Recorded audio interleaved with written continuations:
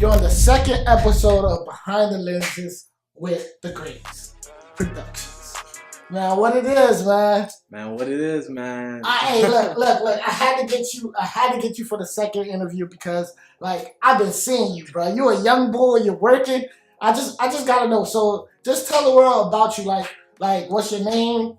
Where you came from? Like, just tell you like your background story. Where I came from. Wow.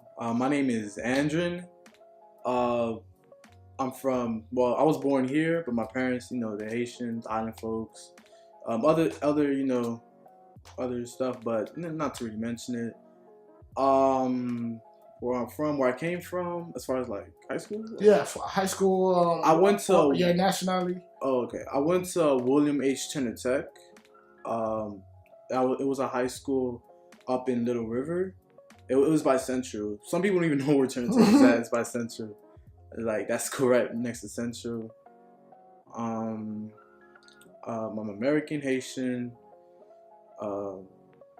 That's about it. That's about it? Okay, yeah. So let's get into the cinematography, since I know you're a videographer / director who happens to dabble in photography, right? Mm-hmm. I'm like, okay, so I want to ask you, because I'm going to ask everybody this. Mm-hmm. What's the first thing you should get when you're becoming like a videographer or a photographer?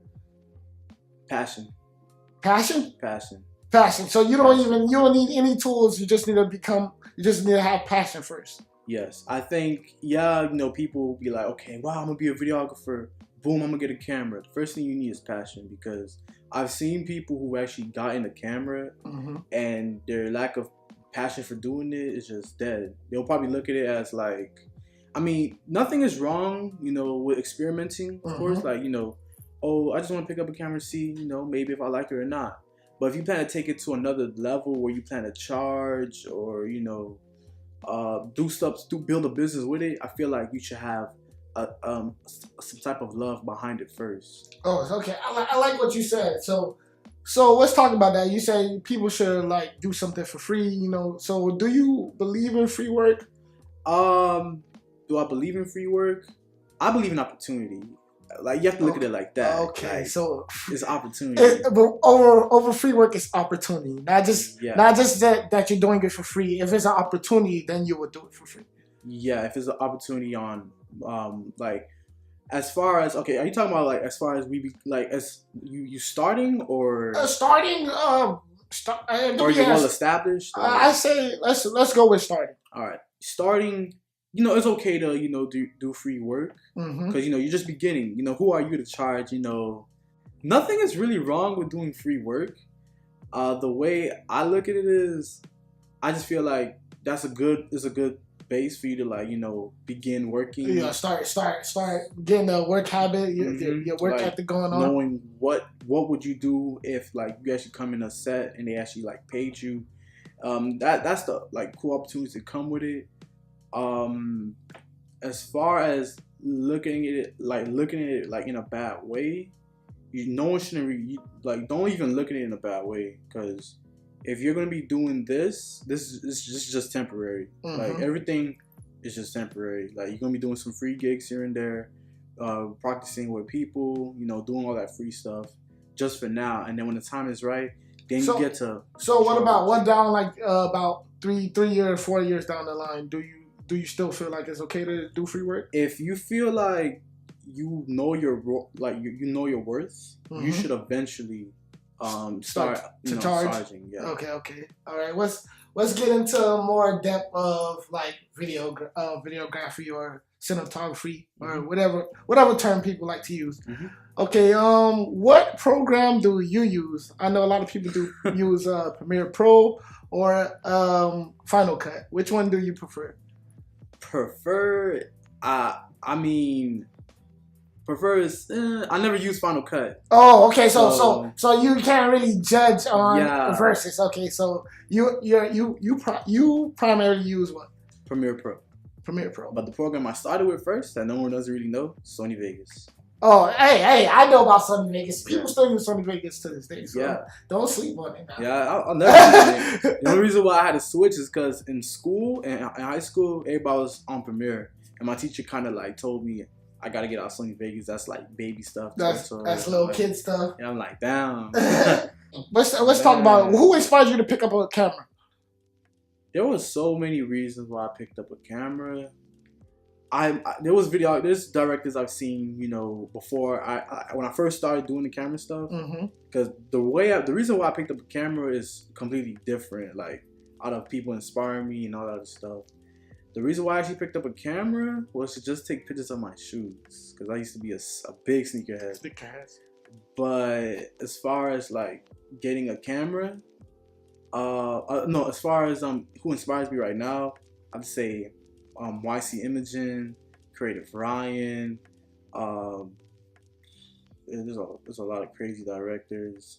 Director X. There's so much people in my head right now. Like, okay, so let's go on to who do you want to work with in your city? In my city, man, like I work with a lot of people. Well, I'm speaking to one right now, so I still gotta work with. Who I would like in my city right now, who I want to work with. I work with a lot of people, honestly. So it's like, AMD Visual, shout out to him. I do want to work with him in the future. Okay. Me and him was just talking about some, collabing stuff.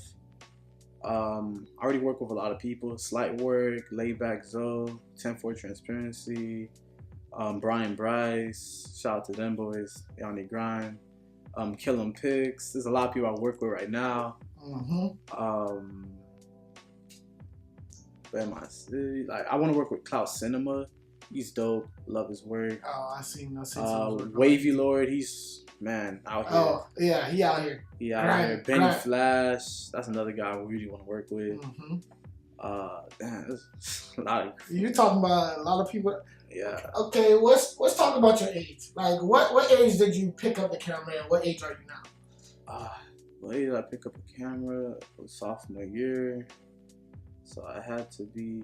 Yeah, give it you don't have to be a direct number. Probably 16 is when I got a camera.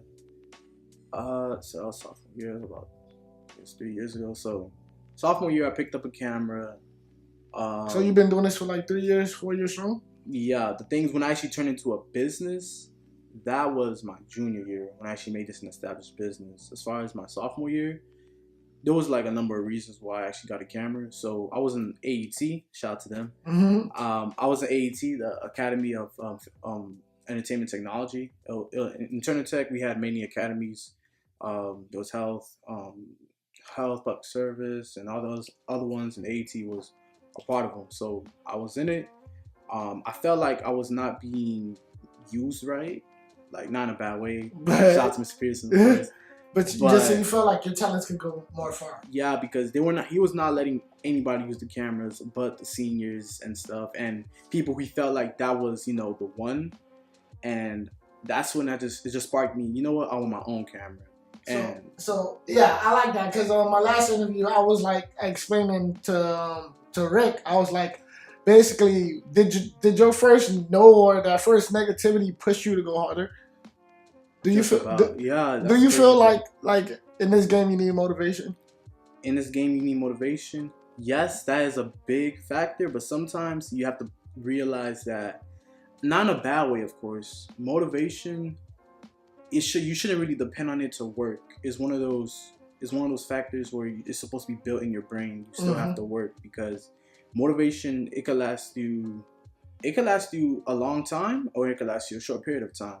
And the way I look at it is, you shouldn't even depend on that at all. You should depend on just looking at the future, realizing that if you don't do this now, this will never happen. And I've seen many businesses out here open, like I'm pretty sure you probably go on Instagram, probably see, people starting up a business.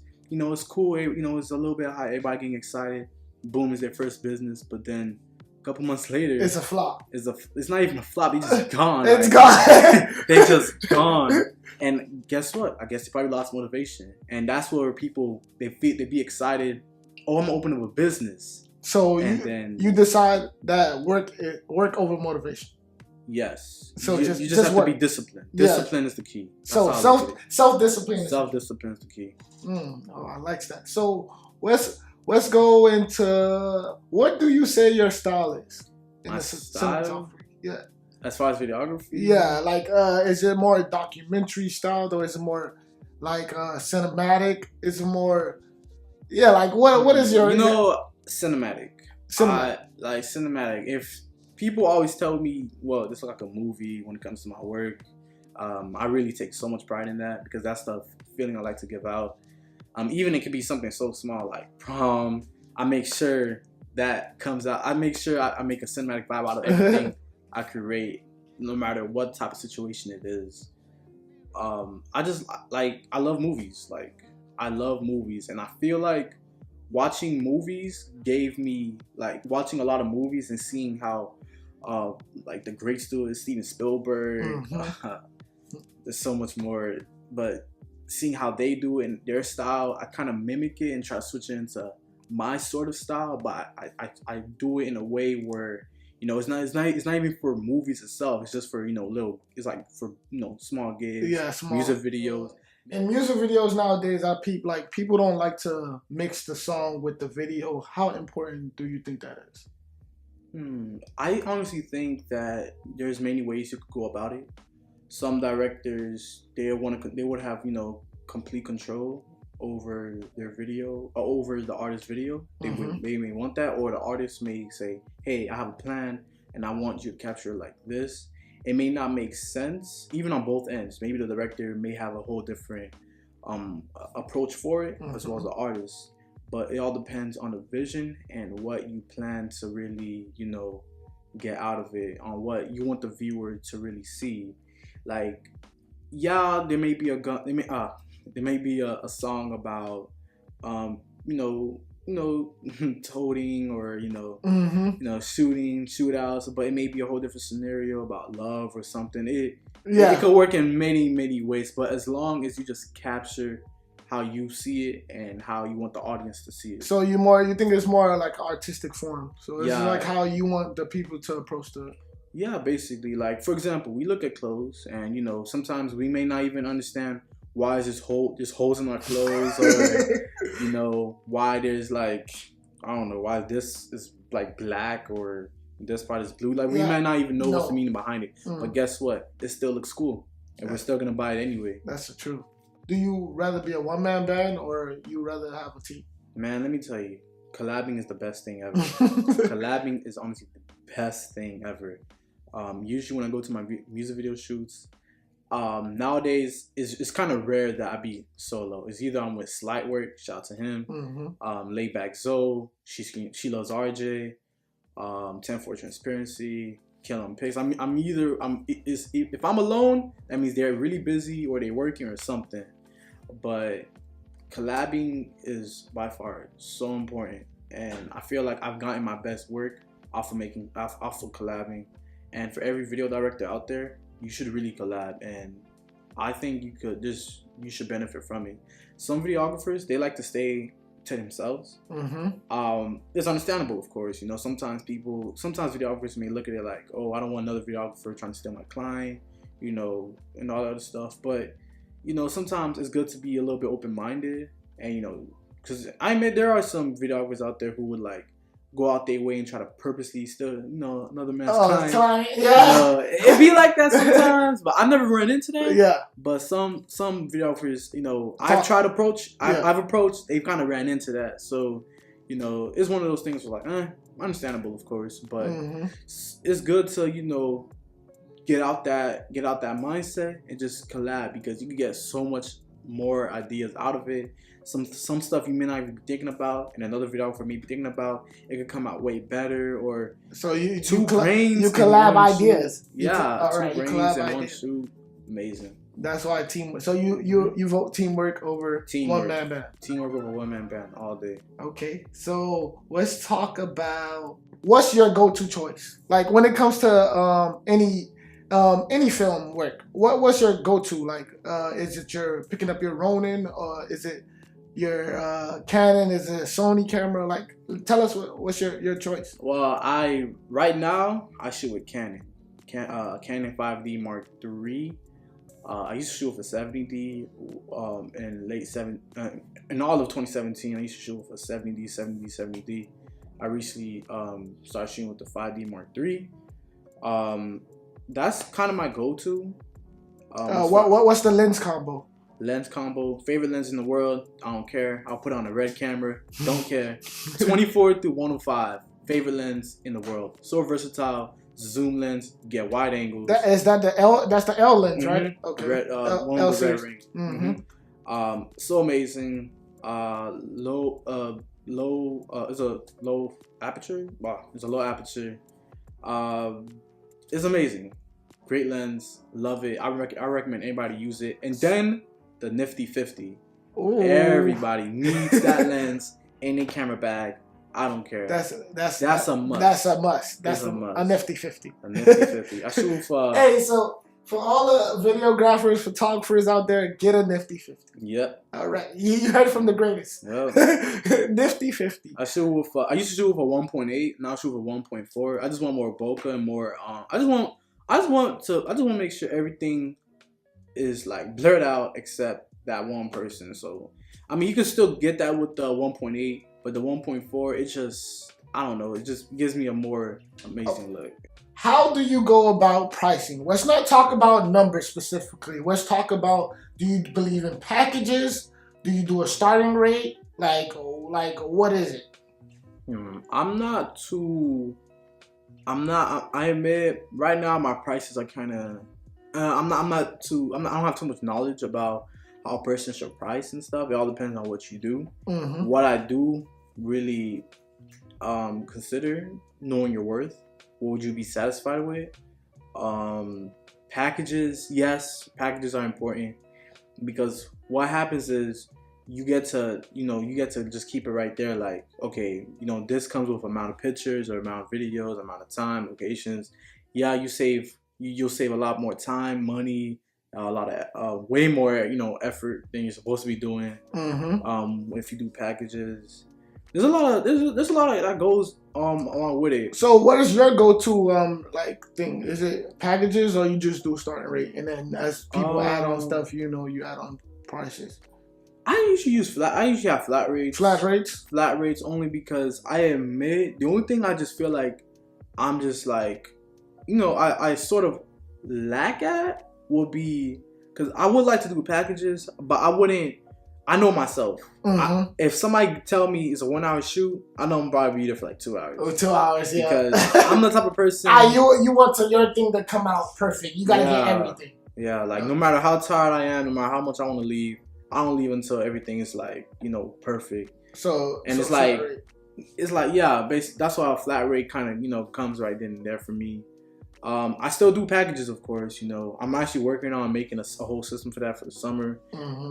Change up. There's nothing wrong with trying something new. Cause I've been doing this whole flat rate stuff for about too long. The only time I actually do packages, it'll be when prom season is around. But I feel like I should be doing that overall. I like that you said that because you was killing the prom season. I seen you, boy. I seen you. I seen you. I was doing my little thing, but y'all.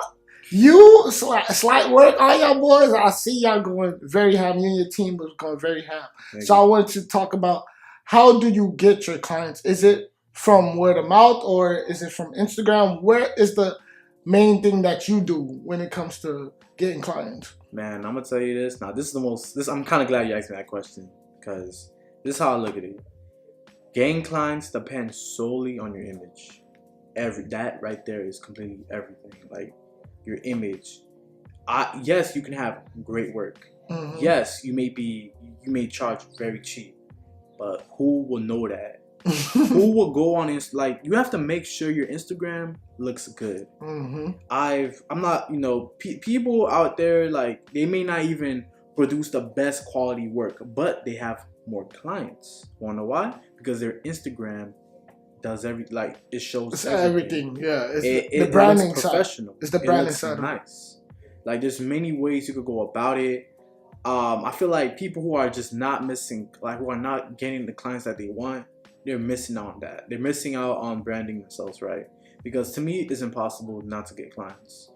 people are opening a business, making music. Everybody's being a rapper now. Everybody's having babies. It's impossible not to have a client. That's a fact. Like everybody you go to, and right now this is the best time to be alive, in my opinion. This is the very best time to be alive.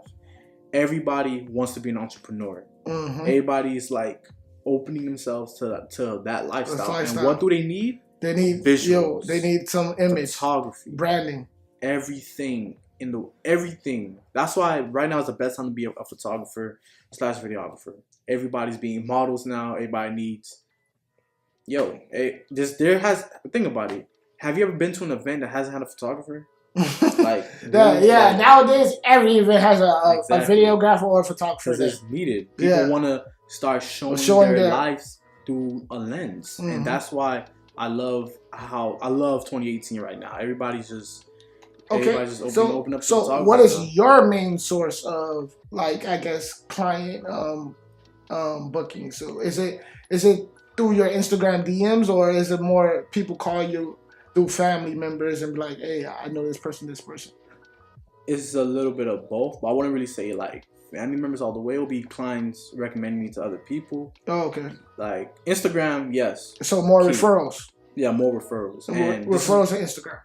A little majority both. Like majority. I think I'll say Instagram, but it's just like it's like an add-on, you know. Like they'll people will refer them to my Instagram, so they see my Instagram. Okay. So, this is cool, you know. So it's a referral to the Instagram gets you the booking. And if people have not seen my work, then I'll show them my Instagram. Nowadays, Instagram is your business card. That's how I look at it. It's your business card. Yeah, you don't really need a portfolio or anything like that no more. You just show them Instagram. Make sure your content is up to par. It's nice. It's clean. Make sure you have a little scheme going on. Probably like a 3-picture scheme, just to give it a feel, you know. But it's all up to how anybody wants to do it. I'm not saying that's how you should do it. Yeah, it's no. What I just know, way. Branding is the way. And this is not only for videographers. This is for everybody who's trying to do a business, because I've ran into people who's trying to have a low-key business. I don't know what the heck that means. What that is. You can't be low-key and want to be a millionaire. That does not work out at all. You can't try to keep yourself low-key, especially if you're a rapper and you're trying to make music off of rapping. Trying to make money off of rapping. That doesn't work out. You actually have to brand yourself. You have to put yourself out there. You have to be afraid to get on stage. You have to be afraid to talk to people. The importance of talking, because I know I suck at it. Side note, that people don't like, basically they don't go out to people and talk or show their work. How good is it to be a talkative person in this business? I admit I'm not a good talker. People will be in a room with me and probably have no idea what I do. It'll just be one of those things where they actually stumble upon my work on my Instagram, or I post my Instagram, and then. So you don't feel like you should come out more unless talking? I have to. Okay. Like, for example, I'm at a mall and I see a really pretty girl and I feel like they have a look. I want to work with them. I'm gonna just come up and approach them and be like, "Hey, like this, that, and the third." Yeah. If it comes to a point where I have to talk to explain what I do, and if it all depends, because it's like, if you in a scenario where you need to show these people that you're that guy for videography or for that specific thing that they need, photos, video, you got to talk. It's important to know how to talk and how to show what you're about.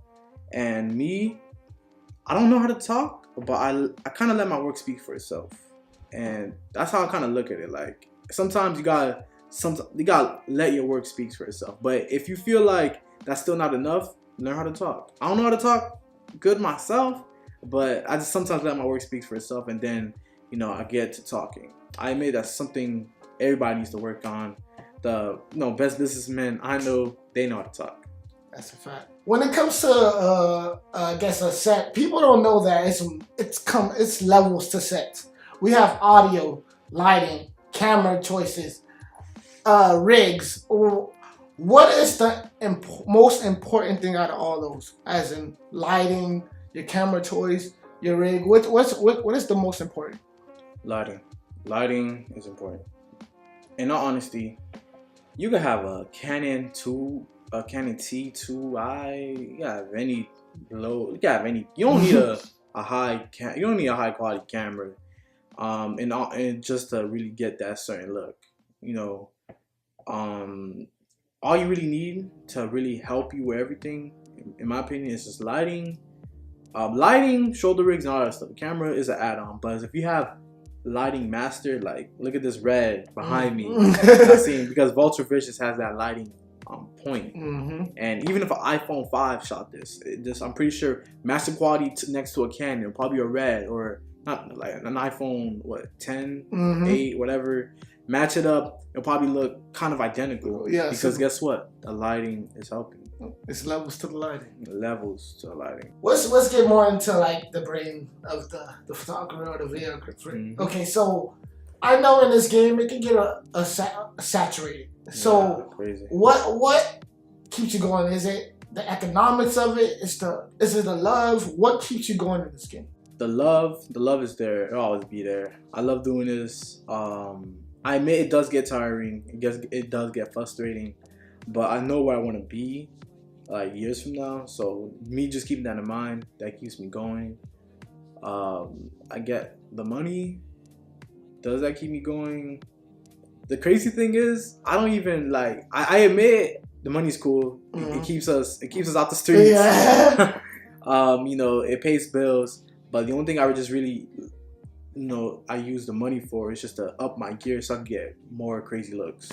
So as far as like, you know, I don't know if people were expecting me to say, oh, I love the money, keeps me dry, you know. It's really more so, you know, y'all get to buy new clothes and stuff, but you know, it's more so me buying more equipment, upping my gear, leveling up so I can keep having the look I want. And I'm never truly satisfied, so this is gonna be a forever thing. Yeah, that's just like me. Like I'm never satisfied, so I'm always looking for the next thing to step up my level. So I would say it's the love, and it's just mainly the love.